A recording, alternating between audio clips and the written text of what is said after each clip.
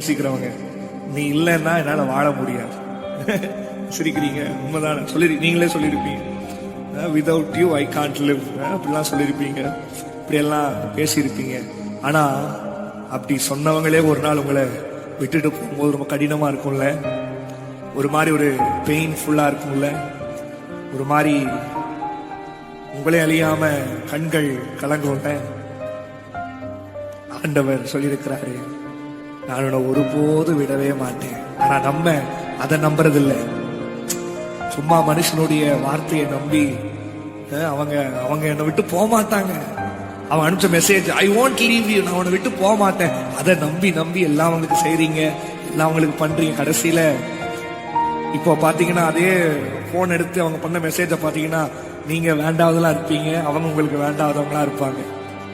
அதெல்லாம் யோசிச்சுப்பா. ஆனா ஆண்டவர் சொல்றாரு, நான் உன்னை ஒருபோதும் மறக்க மாட்டேன்ப்பா மகன், நான் உன்னை ஒருபோதும் விட்டு விலக மாட்டேன். என்ன நீ பார்க்கவே மாட்டேன் இன்னைக்கு சொல்லி, ஏசப்பா இத்தனை நாள் நான் யார் யாரோ போதும் நினைச்சிட்டு இருந்தேன், யார் யாரோ எனக்கு வேணும் நினைச்சிட்டு இருந்தேன் சந்தோஷத்திற்கு, நான் நிம்மதியா இருக்கிறதுக்கான. இன்னைக்குதான் எனக்கு தெரியுது, நீங்க இத்தனை நாளா என்னை விடாம இருந்திருக்கிறீங்கன்னு. இன்னைக்குதான் அவர் விடாம இருந்தனாலதான் நீ இவ்வளவா இருக்கிற, சுகமா இருக்கிற.